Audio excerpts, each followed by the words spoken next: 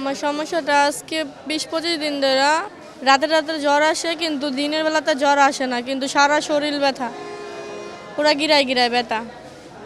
এর জন্য এই জায়গায় ডাক্তার দেখাইতে আসছি।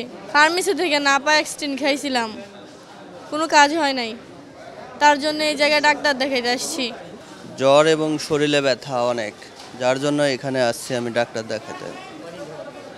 আমার 2 সপ্তাহের মতো জ্বর। জ্বর এখন স্বাভাবিক অবস্থায় থাকলেও ব্যথা কমে নাই।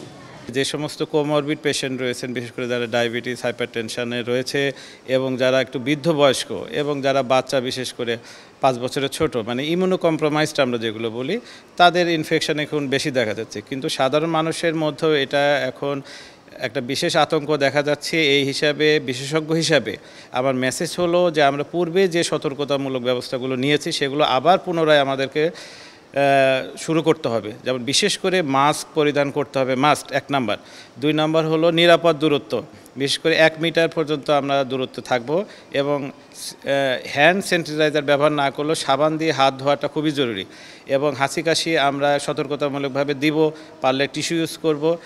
সোজা কথা হচ্ছে আমাদের ব্যক্তিগত এবং সামাজিক সুরক্ষা আমাদেরকে আগের মতো বজায় রাখতে হবে।